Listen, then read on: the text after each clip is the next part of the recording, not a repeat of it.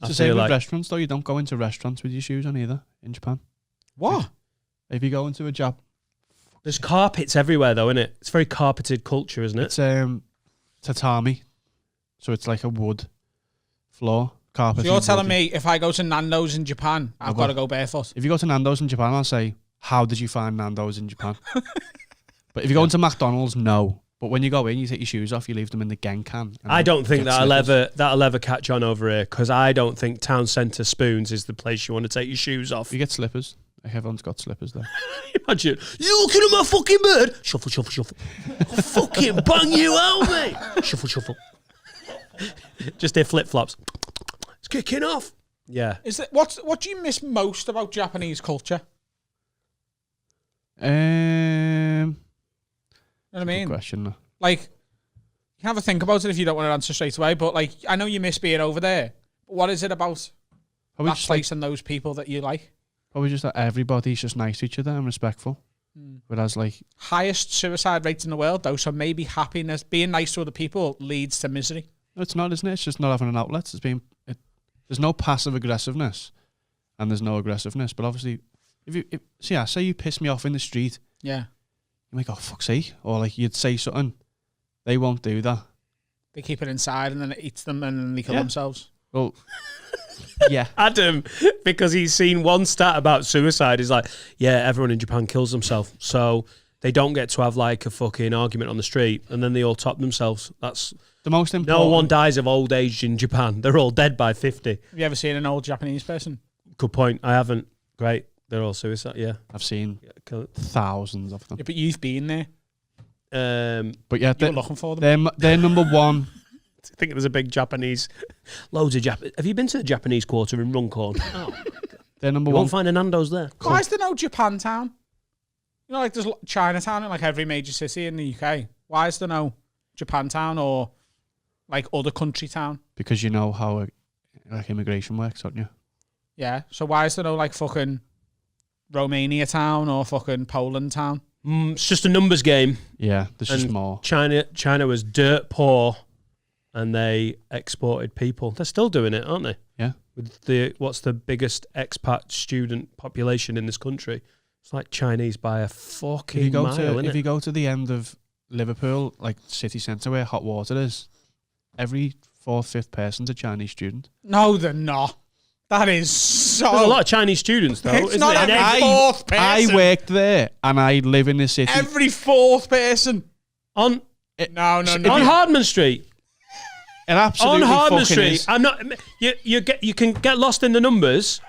Maybe not every 4th or 5th person. There is a lot of Asian students on that strip.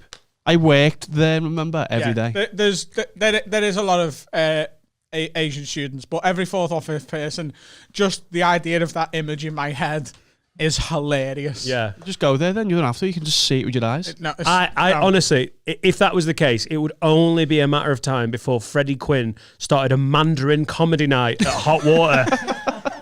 I'm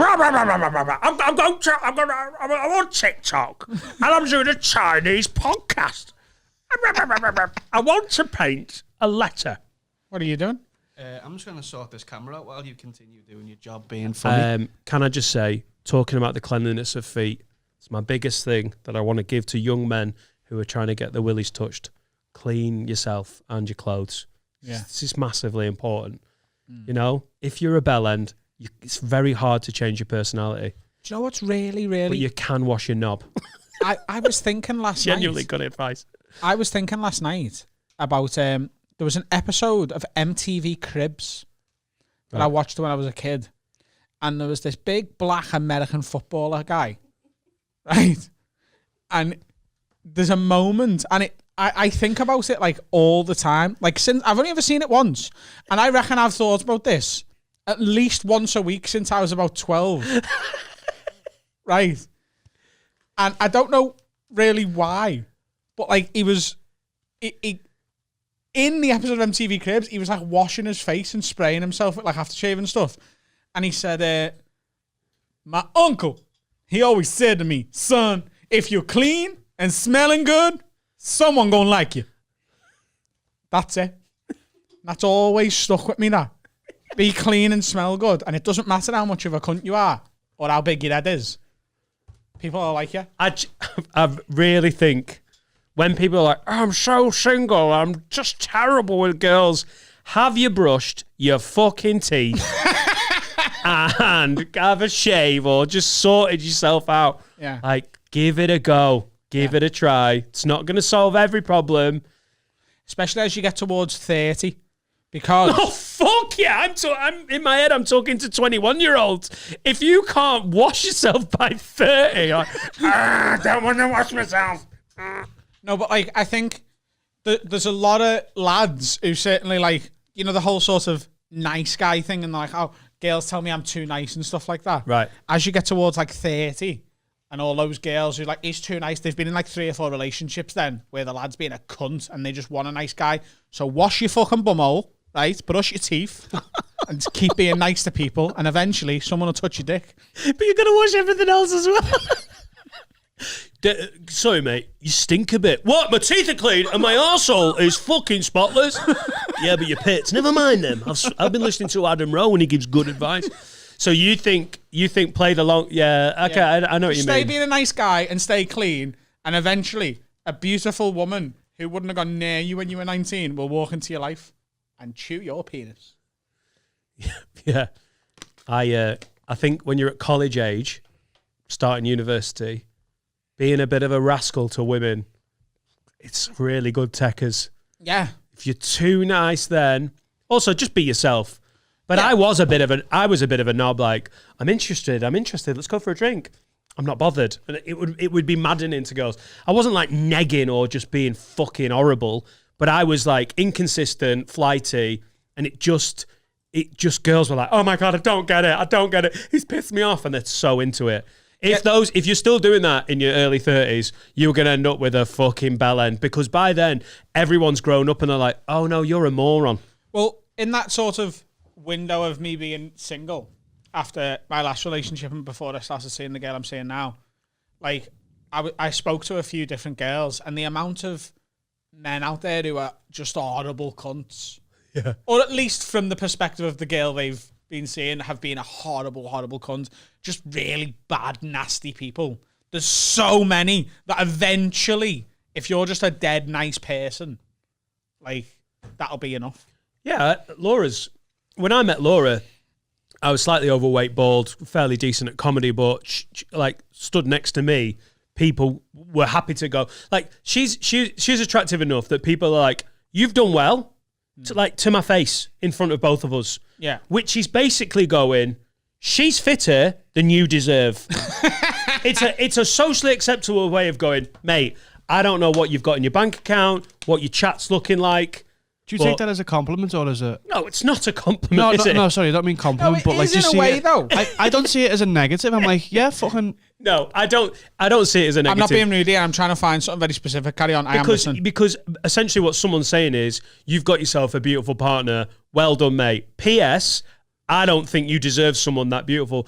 Part of the reason I think I ended up with Laura is because she was with such a fucking rat bag on and off for 5 years before we met. She'd been single for like a year and a half, and he was such a douchebag. And she tells the stories of him, and it's almost annoying hearing them because even though it was nothing to do with me, I wasn't in her life, still obviously care about her. She's my wife. I love her to bits. And it annoys me that she's ever let someone get away with that bullshit in her life. It's helped me end up with her, but I wish I could just go and sort of break his ankle. Oh, I know exactly what you mean. I don't want to kill him. I just because even though it was in her past, someone has hurt someone you love. That's part of it. And I'm frustrated with her for letting it happen. Yeah, for being. Yeah, I know exactly what you mean. Because listen, we've all come across wrongings in our life, and I'm sure if you go back long enough, there's some girls that know girls who are like, well, he was like this, and you did that to my friend. But there is a level. There is like I was like mid-table championship dickhead. Like I was annoying, frustrating. I cheated on a couple of girls. I was. Just wasn't an exemplary example of a young single man. But then there is like Champions League cunt. Oh, yeah. And it's really annoying to have to think about like why, if it was just over a month or 2 months, fair enough. I'm like, how is he still around 4 or 5 years? Yeah. Because you're in love with someone, even though you know they're toxic. You've like enabled that person to be toxic, and you're like, oh. But in the end, I've ended up with Laura, so it's worked out great. But totally. The reason I went on my phone is because you mentioned you and Laura stood next to each other. Now, on Valentine's Day, I was tagged in a story post by my girlfriend saying Happy Valentine's Day. So I reciprocated and said Happy Valentine's Day to this beautiful morning. So there was 2 pictures of me and my girlfriend on Instagram. And I got a couple of messages going, fucking hell, lad, punching you, aren't you? Right? Yeah. Which is, I sort of, I don't see that as an insult at all. Not at all. Like, what that's saying to me is, you must be doing something to attract someone that beautiful. also, we're realists. We're realists. But this was my favourite one. Do you want to read that one out? That's the only message this person has ever sent me. So they've quote messaged you with the picture. Yeah. Just to let you know what exactly they're talking about. Your dick must have good girth to length ratio. And that is... It does not. And that is the response. Like, literally, he's looked at that picture and gone, yeah, I follow Adam. I'm, a big fan of the podcast, and I really enjoy. I've actually saw him on tour. Really enjoy, and I'm happy that he's met someone. But she's so annoyingly attractive compared to him. I've got to talk about another man's dick in a private message. So this guy has slid into your DMs to say you must have a big dick, because he's just so like confused. Yeah. Yeah, it's not that, is it? Got Rowe Games, mate. Rowe Games? That's a new one, isn't it? So annoying. Call me Rowe Game. If you could just time travel and fucking plant some motherfucker. The problem with that is, if I time travelled and had to deal with him, he's probably about 6 foot and harder than me. So I've time travelled to like get twatted. Yeah, but like, do you know when like I think of stuff like that when I'm in love with someone and someone from their past has hurt them like really badly and done something horrendous? Like, I know we joke about it a lot on this, but I go straight to like torture and murder. Like, I don't just want to punch them in the face. I want to tie them to a chair and get some bolt cutters and one by one cut all their toes off and feed them to them. Right. But could you? I feel like I could. I think with the right amount of rage, I could shoot someone in the head and then be like, ow, that didn't feel great. And then I just click out and I'm back in 2021. Like, but I don't know if I could go through a full torture scene of like, okay, toe number 6.